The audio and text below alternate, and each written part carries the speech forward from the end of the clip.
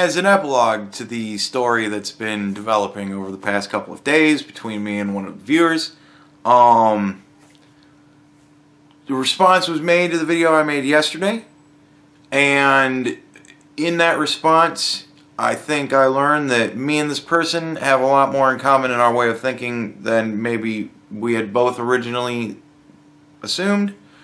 I think it ended well. He made many good points, and I responded by saying they were good points. I made little, I don't want to say corrections, because that's not the right word. Little comments about the opinions that he made. You know, I agree, but, you know, those types of things. But yeah, I think it ended very well. It remained civil the entire time, I believe. Obviously, when I'm doing a recording, I may be a little more entertaining than I normally would. But, you know, from his end, at the very least, you guys can judge if I've been civil the whole time. From his end, he's been extremely civil. And that was awesome. I love when you guys test me. I love when you guys question me. And I love when you challenge me. It's great.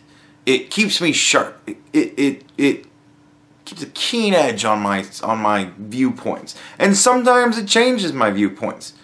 Which again, I believe is keeping a keen edge on your viewpoints. You know what I mean? Like, your viewpoints should change. They shouldn't always be rooted. You should always be kind of getting a new understanding whenever you get a new understanding. You should always be trying, if you feel very strongly about something, you should always question it. Absolutely. You should always question it. Because you never know if you're right. And you never know if you're always going to think the same way you do as when you come up with these thoughts. So it's great when I'm challenged. I love it. It's awesome. I feel that we both won. Me and him both. I think we both kind of just clarified for each other where we're coming from. And I think we both kind of, from all this, is going to be like, you know, whatever. Agree to disagree on some things. And want to hash it out later on down the road. So, I'm going to say this now. If I ever get to 3,000 subscribers, and I do another live stream where I have you guys on, that dude's got the fucking, man, he's right up top. You know, all you have to do is say the word, buddy, I'll have you on with me. I think it would be cool to talk it out. So, there you go. You can be civil on the internet. You can disagree and wind up walking away friends at the end, or at the very least, not enemies. Why the fuck not? It's so crazy, isn't it?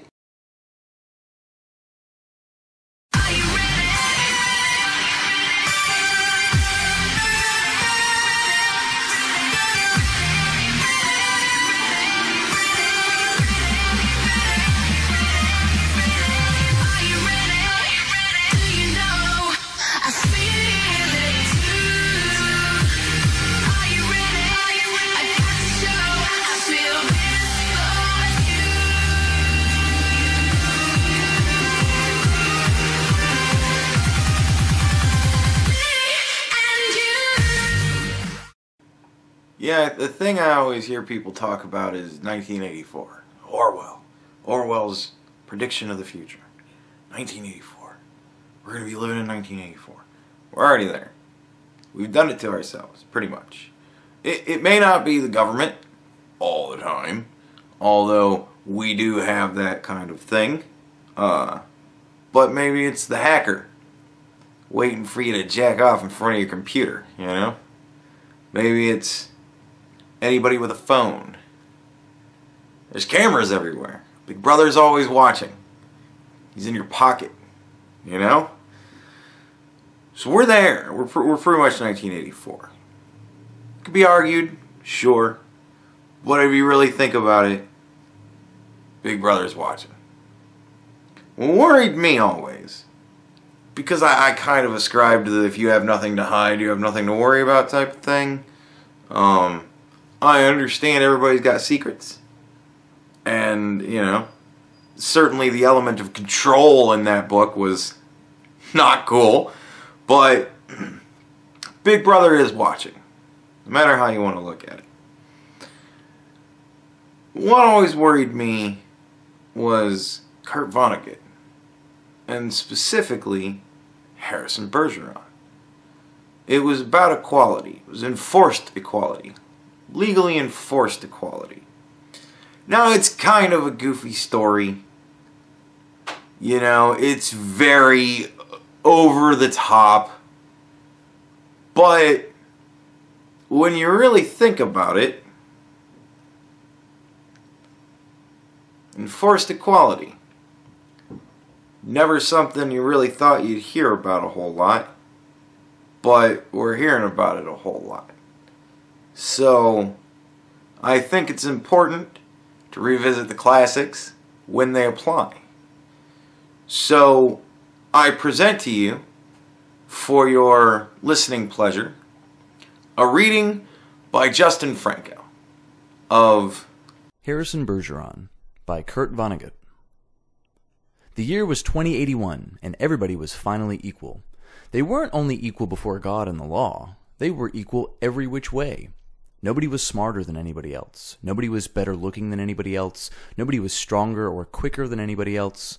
All this equality was due to the 211th, 212th, and 213th Amendments to the Constitution, and to the unceasing vigilance of agents of the United States Handicapper General.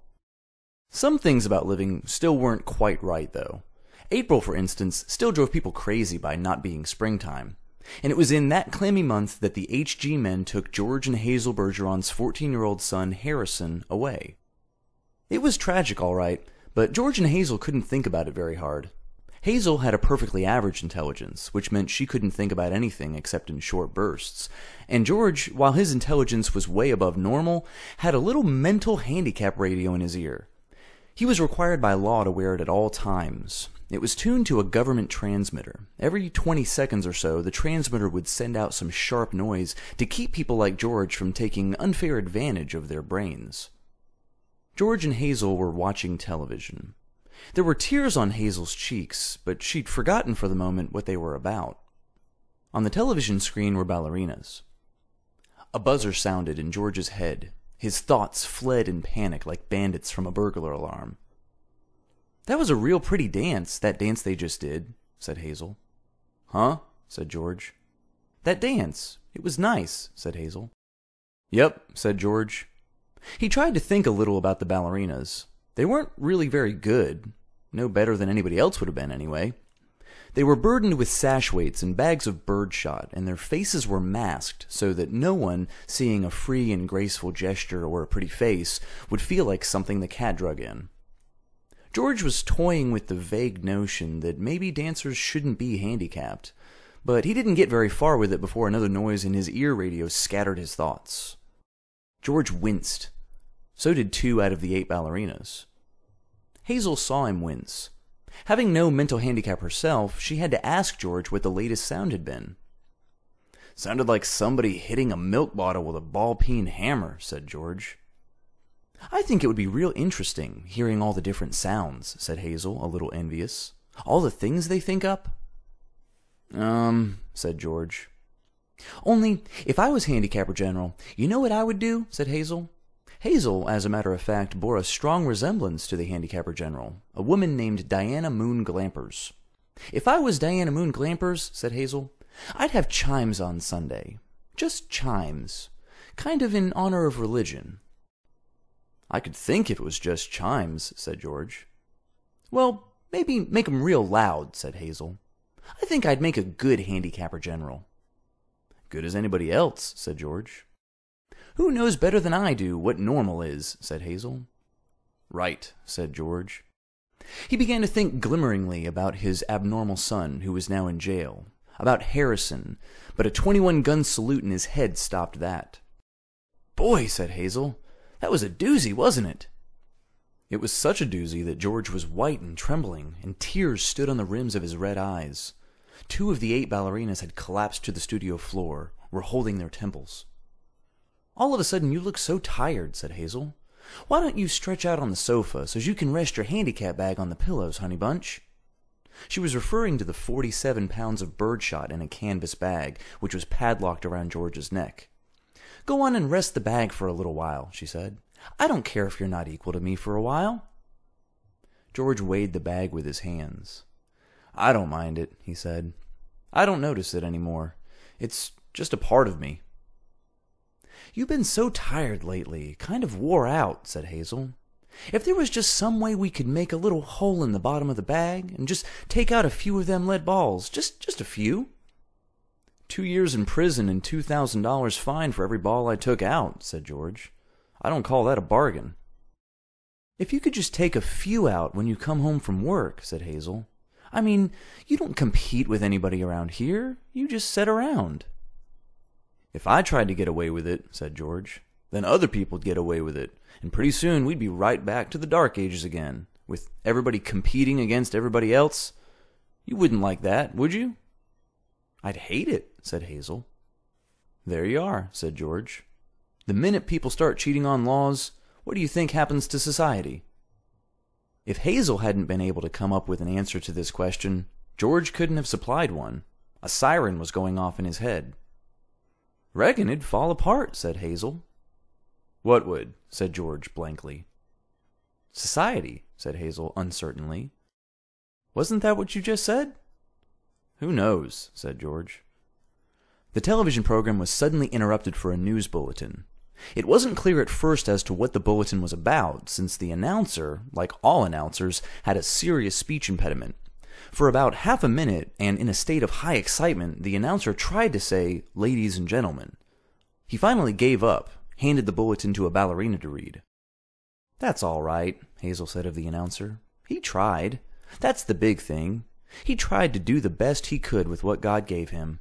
He should get a nice raise for trying so hard." "Ladies and gentlemen," said the ballerina, reading the bulletin. She must have been extraordinarily beautiful, because the mask she wore was hideous, and it was easy to see that she was the strongest and most graceful of all the dancers, for her handicap bags were as big as those worn by 200-pound men. And she had to apologize at once for her voice, which was a very unfair voice for a woman to use. Her voice was a warm, luminous, timeless melody. "Excuse me," she said, and she began again, making her voice absolutely uncompetitive. "Harrison Bergeron, age 14, she said in a grackle squawk, has just escaped from jail where he was held on suspicion of plotting to overthrow the government. He is a genius and an athlete, is under-handicapped, and should be regarded as extremely dangerous." A police photograph of Harrison Bergeron was flashed on the screen, upside down, then sideways, upside down again, then right side up. The picture showed the full length of Harrison against a background calibrated in feet and inches. He was exactly 7 feet tall. The rest of Harrison's appearance was Halloween and hardware. Nobody had ever borne heavier handicaps. He had outgrown hindrances faster than the HG men could think them up. Instead of a little ear radio for a mental handicap, he wore a tremendous pair of earphones and spectacles with thick wavy lenses. The spectacles were intended to make him not only half blind, but to give him whanging headaches besides. Scrap metal was hung all over him. Ordinarily, there was a certain symmetry, a military neatness to the handicaps issued to strong people, but Harrison looked like a walking junkyard. In the race of life, Harrison carried 300 pounds. And to offset his good looks, the HG men required that he wear at all times a red rubber ball for a nose, keep his eyebrows shaved off, and cover his even white teeth with black caps at snaggletooth random. "If you see this boy," said the ballerina, "do not, I repeat, do not try to reason with him." There was the shriek of a door being torn from its hinges. Screams and barking cries of consternation came from the television set. The photograph of Harrison Bergeron on the screen jumped again and again, as though dancing to the tune of an earthquake. George Bergeron correctly identified the earthquake, and well might have, for many was the time his own home had danced to the same crashing tune. "My God," said George, "that must be Harrison." The realization was blasted from his mind instantly by the sound of an automobile collision in his head. When George could open his eyes again, the photograph of Harrison was gone. A living, breathing Harrison filled the screen. Clanking, clownish, and huge, Harrison stood in the center of the studio. The knob of the uprooted studio door was still in his hand. Ballerinas, technicians, musicians, and announcers cowered on their knees before him, expecting to die. "I am the Emperor," cried Harrison. "Do you hear? I am the Emperor. Everybody must do what I say at once." He stamped his foot and the studio shook. "Even as I stand here," he bellowed, "crippled, hobbled, sickened, I am a greater ruler than any man who ever lived. Now watch me become what I can become." Harrison tore the straps of his handicap harness like wet tissue paper, tore straps guaranteed to support 5,000 pounds. Harrison's scrap iron handicaps crashed to the floor. Harrison thrust his thumbs under the bar of the padlock that secured his head harness. The bar snapped like celery. Harrison smashed his headphones and spectacles against the wall. He flung away his rubber ball nose, revealed a man that would have awed Thor, the god of thunder. "I shall now select my empress," he said, looking down on the cowering people. "Let the first woman who dares rise to her feet claim her mate and her throne." A moment passed, and then a ballerina arose, swaying like a willow. Harrison plucked the mental handicap from her ear, snapped off her physical handicaps with marvelous delicacy. Last of all, he removed her mask. She was blindingly beautiful. "Now," said Harrison, taking her hand, "shall we show the people the meaning of the word dance? Music!" he commanded. The musicians scrambled back into their chairs, and Harrison stripped them of their handicaps too. "Play your best," he told them, "and I'll make you barons and dukes and earls." The music began. It was normal at first, cheap, silly, false. But Harrison snatched two musicians from their chairs, waved them like batons as he sang the music as he wanted it played. He slammed them back into their chairs. The music began again and was much improved. Harrison and his empress merely listened to the music for a while, listened gravely, as though synchronizing their heartbeats with it. They shifted their weights to their toes. Harrison placed his big hands on the girl's tiny waist, letting her sense the weightlessness that would soon be hers. And then, in an explosion of joy and grace, into the air they sprang. Not only were the laws of the land abandoned, but the law of gravity and the laws of motion as well. They reeled, whirled, swiveled, flounced, capered, gambled, and spun. They leapt like deer on the moon. The studio ceiling was 30 feet high, but each leap brought the dancers nearer to it. It became their obvious intention to kiss the ceiling. They kissed it. And then, neutralizing gravity with love and pure will, they remained suspended in air, inches below the ceiling, and they kissed each other for a long, long time. It was then that Diana Moon Glampers, the handicapper general, came into the studio with a double-barreled 10-gauge shotgun. She fired twice, and the Emperor and the Empress were dead before they hit the floor. Diana Moon Glampers loaded the gun again. She aimed at the musicians and told them they had 10 seconds to get their handicaps back on. It was then that the Bergeron's television tube burned out. Hazel turned to comment about the blackout to George, but George had gone out into the kitchen for a can of beer. George came back in with the beer, paused while a handicap signal shook him up, and then he sat down again. "You've been crying," he said to Hazel. "Yup," she said. "What about?" he said. "I forget," she said. "Something real sad on television." "What was it?" he said. "It's all kind of mixed up in my mind," said Hazel. "Forget sad things," said George. "I always do," said Hazel. "That's my girl," said George. He winced. There was the sound of a riveting gun in his head. "Gee, I could tell that one was a doozy," said Hazel. "You could say that again," said George. "Gee," said Hazel, "I could tell that one was a doozy."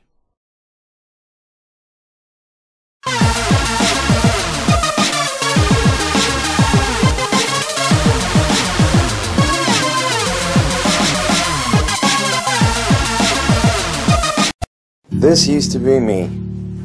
A sad, sad puppy. No food in the fridge, holes in my pillowcase, and all out of... Recently, things have been going great.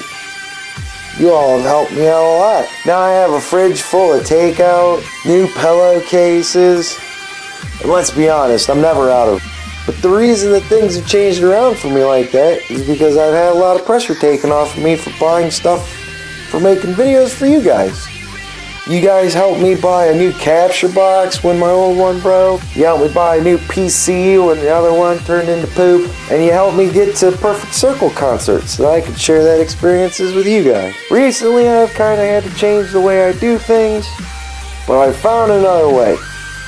You can find me on Maker's Support. I have a link in the description, and if you'd like to donate money to keep this sort of thing going, then that's where you can do it. Thank you very much. Have a good day. I hope you have fun. Bye.